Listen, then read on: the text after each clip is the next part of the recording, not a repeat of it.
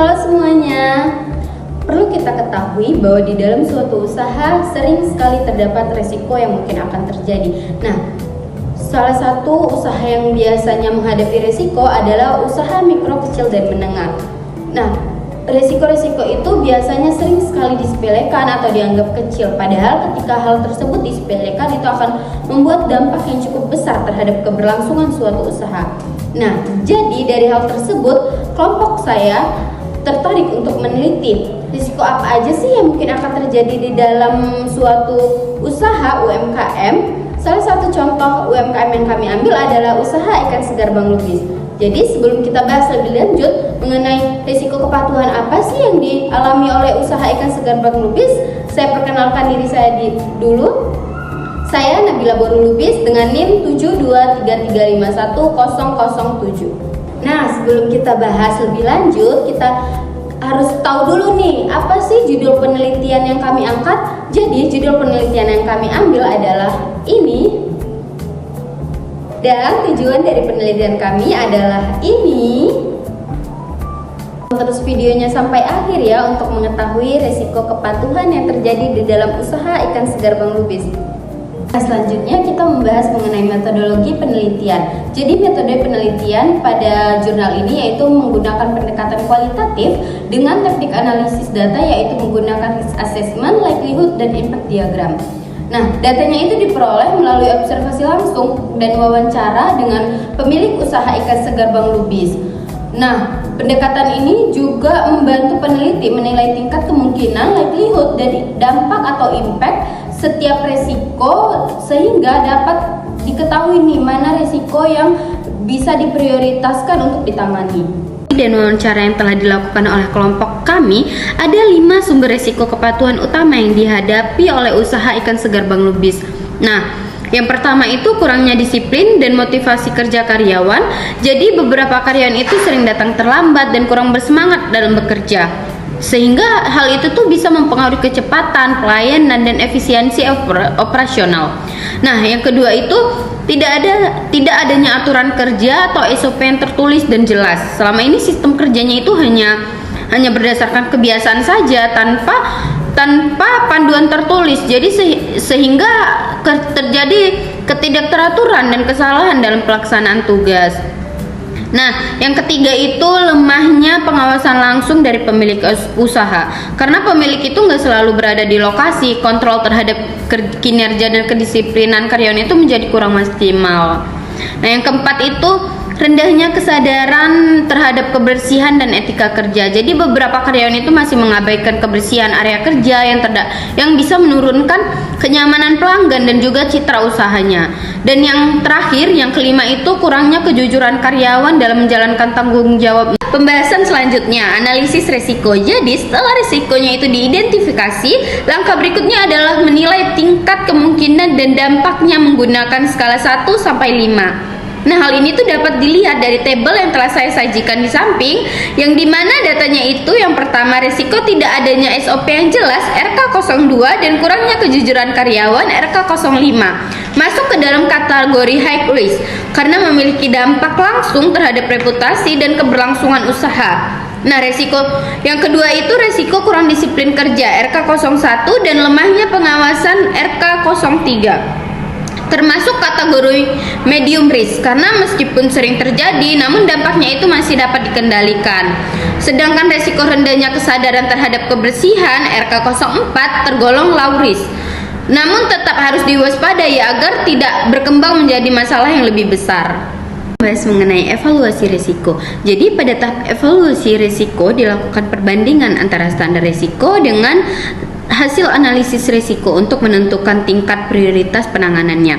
Penilaian ini dilakukan dengan melihat 2 aspek utama, yaitu kemungkinan terjadinya, likelihood, dan dampaknya, impact terhadap usaha.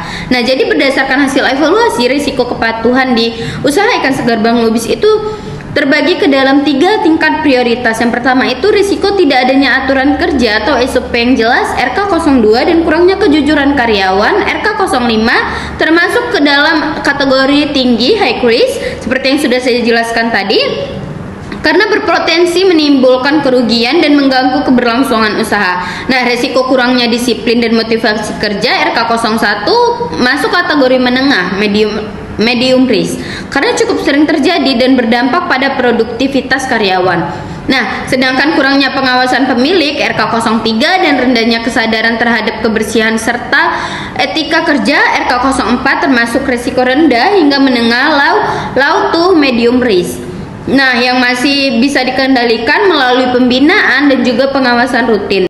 Setelah dilakukan evaluasi risiko tadi, tahap berikutnya itu perlakuan risiko, yaitu menentukan strategi pengendalian yang sesuai dengan tingkatannya. Untuk risiko tinggi seperti tidak adanya SOP tertulis dan kurangnya kejujuran karyawan, solusi utamanya itu adalah menyusun SOP yang jelas, memperkuat pengawasan internal dan juga menerapkan sanksi yang tegas.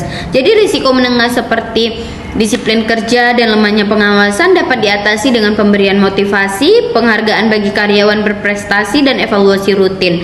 Nah, sedangkan untuk risiko rendah seperti kurangnya kesadaran terhadap kebersihan etika kerja cukup ditangani melalui pembinaan dan pengarahan secara rutin saja. Peran asuransi. Nah, apa sih peran asuransi untuk sebuah usaha UMKM seperti usaha ikan segar Bang Lubis? Jadi, selain pengendalian internal, asuransi itu juga memiliki peran penting dalam memperkuat manajemen risiko. Yang pertama itu asuransi berfungsi sebagai pengalihan risiko, risk transfer, di mana sebagian kerugian akibat kejadian gak terduga ditanggung oleh pihak asuransi. Nah, yang kedua, asuransi itu menjadi perlindungan bagi keberlangsungan usaha ikan segar Bang Lubis, yang dimana dia bisa menjaga stabilitas keuangan ketika risiko terjadi. Nah, yang ketiga itu asuransi juga mendukung tata kelola usaha yang baik atau good governance dengan menumbuhkan kesadaran administrasi dan perencanaan keuangan.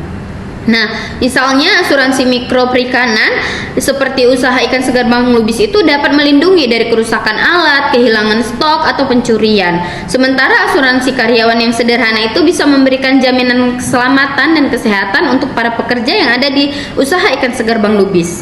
Selanjutnya kita membahas mengenai kesimpulan dari penelitian kami. Jadi dari hasil penelitian telah dilakukan dapat disimpulkan bahwa setiap usaha sekecil apapun pasti memiliki risiko yang perlu dikelola. Nah, dari penelitian yang telah kami lakukan ini membuktikan bahwa manajemen risiko kepatuhan itu sangat penting nih bagi keberlanjutan suatu usaha, karena membantu pemilik untuk mengenali dan mengendalikan potensi masalah sebelum menimbulkan dampak yang cukup besar untuk usaha mereka.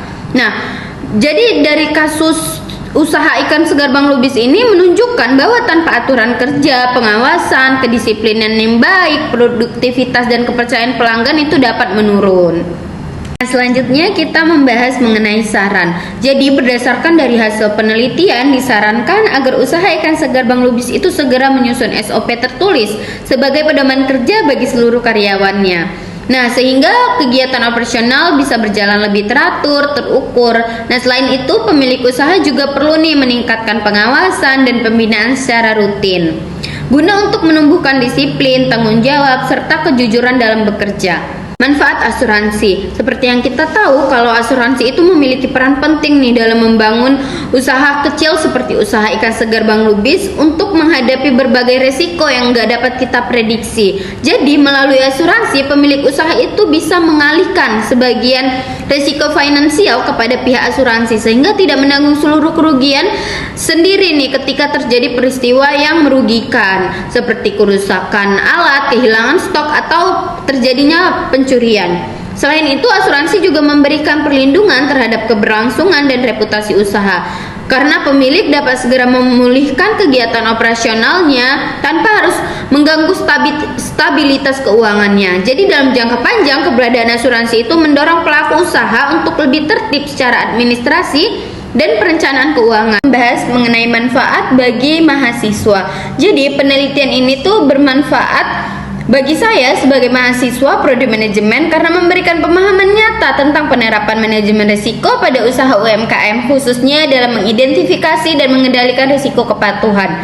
Nah, jadi melalui penelitian ini mahasiswa tuh bisa belajar nih pentingnya penyusunan SOP, pengawasan, serta etika kerja dalam menjaga keberlanjutan usaha. Jadi pengetahuan ini tuh bisa menjadi bekal nih buat saya sebagai mahasiswa untuk siap nih menghadapi permasalahan manajerial dan penerapan konsep manajemen di dunia usaha maupun ketika saya nanti mungkin punya usaha sendiri. Jadi secara keseluruhan saya berkontribusi pada pembuatan artikel jurnal ini. Saya berkontribusi untuk membuat metode penelitian, yaitu ada jenis penelitian, teknik pengumpulan data, dan juga teknik analisis data. Nah, saya juga berkontribusi pada pembuatan abstrak, saran, dan juga kesimpulan. Nah, yang terakhir saya berkontribusi pada perapihan draft artikel jurnal. Jadi secara keseluruhan kontribusi saya sebesar 50% dari 100%.